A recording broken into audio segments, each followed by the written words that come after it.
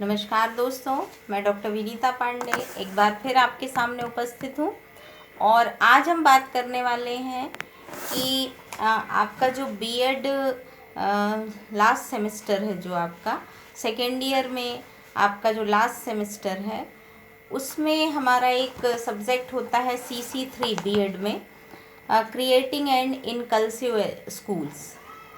ये आपका फ़िलॉसफी से रिलेटेड और साइकोलॉजी से रिलेटेड पेपर है। इसी तरह से डीएलएड में सेकेंड ईयर में आपको फोर्थ पेपर होता है समावेशी शिक्षा और जेंडर और मुद्दे। तो ये वाली जो आपका जो विषय है, ये थोड़ा सा अलग है, हटके है, और इससे संबंधित बहुत सारे विद्यार्थियों के सवाल भी आते हैं कि मैडम आप इसको थोड़ा सा बता दीजिए। तो आज हम बात कर रहे हैं इसी पर। तो ये जो पूरा यूनिट है, ये आपका डीएलएड में आपके पास 3 यूनिट्स हैं और बीएड में आपके पास 5 यूनिट हैं, और सारी चीज़ें जो हैं वो आपकी सेम ही हैं, इसलिए आप डीएड वाले भी देख सकते हैं और बीएड वाले भी देख सकते हैं। फर्स्ट यूनिट है आपकी स्पेशल नीड्स एंड एजुकेशन। तो आज हम फर्स्ट यूनिट के बारे में ही बात करेंगे कि स्पेशल नीड्स एंड एजुकेशन मतलब विशेष आवश्यकता और शिक्षा जो होती है वो क्या होती है। तो सीधी सी बात है कि समावेशी शिक्षा ऐसी शिक्षा पद्धति है जिसमें सभी प्रकार के मतलब सामान्य जो विद्यार्थी होते हैं उन्हीं के साथ हर प्रकार के जो बच्चे होते हैं वो शिक्षा ग्रहण करना चाहते हैं। और सरकार का एक कॉन्सेप्ट है कि हम सभी को साथ में बिठा करके पढ़ाएं। ये आपका समावेशन में आया है कि समावेशी का अर्थ होता है कि बाहर रखना या अलगाव रखना।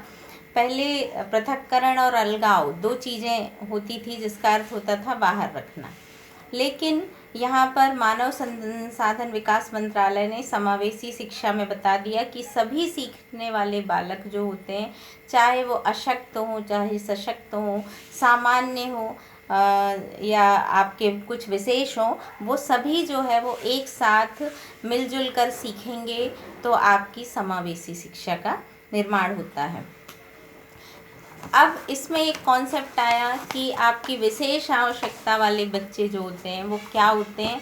तो अभी तक हम मनोविज्ञान में विशेष आवश्यकता वाले बच्चों को हम विशिष्ट बालक के रूप में देखते थे। अब विशेष आवश्यकता वाले बच्चे जो होते हैं वो शैक्षिक रूप से कुछ विशेष आवश्यकताएं होती हैं, जैसे सामान्य बच्चों से वो भिन्न होते हैं। वो दोनों प्रकार के हो सकते हैं, कमज़ोर भी हो सकते हैं और प्रतिभाशाली भी हो सकते हैं। तो विशिष्ट आवश्यकता वाले बच्चे जो होते हैं वो सामान्य बच्चों से उनका IQ लेवल कम और ज़्यादा दोनों हो सकता है।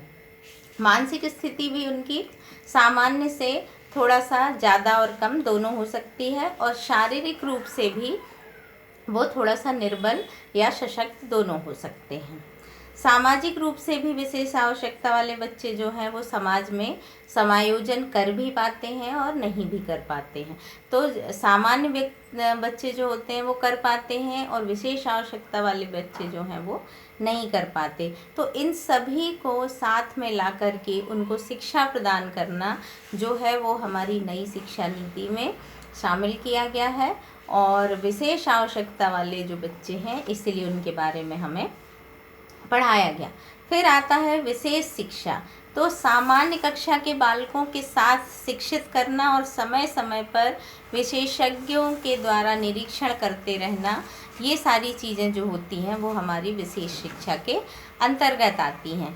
इसमें हम सामान्य कक्षा के उपरांत विशिष्ट बालकों को कुछ अलग तरीके से सिखाते हैं और बालक का पूरा ध्यान जो है वो इन कक्षाओं में लगाते हैं, और अधिक समय विशेष अध्यापन कार्य के लिए अध्यापक जो है वो देता है। अब यहाँ आता है कि आप विशिष्ट बालक की पहचान कैसे करते हैं। ये प्रश्न भी आता है कि विशेष आवश्यकता वाले बच्चों की पहचान आप कैसे करेंगे। तो इनमें कोई ना कोई जो है वो दैहिक कमी होती है, जैसे कम सुनना, कम देखना, बोल ना पाना या अधिक बोल पाना, अधिक सुनना। और विशेष आवश्यकता वाले बच्चों में संवेगात्मक अस्थिरता भी पाई जाती है। ये विचलित रहते हैं, तनावग्रस्त रहते हैं, जल्दी गुस्सा हो जाते हैं। तो सामान्य बच्चों से इनका जो व्यवहार होता है वो अलग होता है। और विशेष आवश्यकता वाले बच्चे जो होते हैं उनका IQ लेवल जो है वो दूसरे बच्चों से कम और ज़्यादा दोनों हो सकता है। विशेष आवश्यकता वाले बच्चे जो होते हैं वो कई बार अशक्त होते हैं, जैसे आपने देखा होगा कि कम सुनते हैं, कम बोलते हैं, धीरे धीरे सीखने वाले होते हैं, धीरे धीरे लिखने वाले जो बच्चे होते हैं उन्हें थोड़े से विशेष प्रयासों की आवश्यकता होती है। ये आर्थिक दृष्टि से भी हीन हो सकते हैं और इन्हें हम निम्न श्रेणी में भी चिन्हित कर सकते हैं। तो इन सभी को एक साथ ला करके उनको पढ़ाना, लिखाना, इस प्रकार की चीज़ें जो हैं वो हमारी विशेष आवश्यकता वाले बच्चों में आई।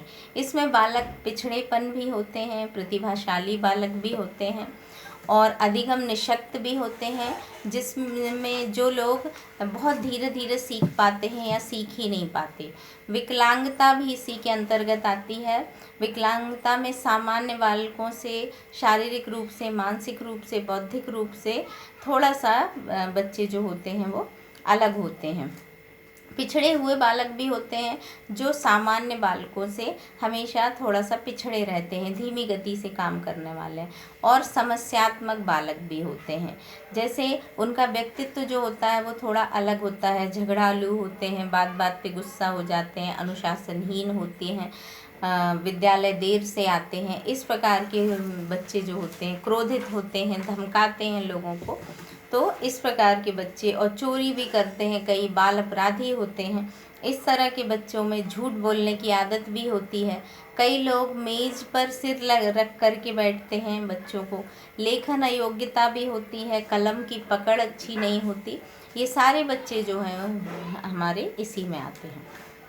अब हम इनकी आवश्यकता का आकलन करके किस प्रकार से हम इनको ठीक कर सकते हैं, तो इन सभी की समस्याओं को हम देखते हैं, सुनते हैं, उनके अभिभावकों को से बातचीत करते हैं और धीरे धीरे उनके अनुकूल एक ऐसा परिवेश निर्धारित करते हैं और उनकी गाइडेंस एंड काउंसलिंग के जरिए उनको परामर्श देते हैं, उनका मार्गदर्शन करते हैं, उनको समझाते हैं, उनको मॉरल स्टडी प्रदान की जाती है ताकि वो बहुत अच्छे से बन जाते हैं और सुधर जाते हैं और धीरे धीरे उनका विकास जो है वो सामान्य बच्चों की तरह होने लगता है।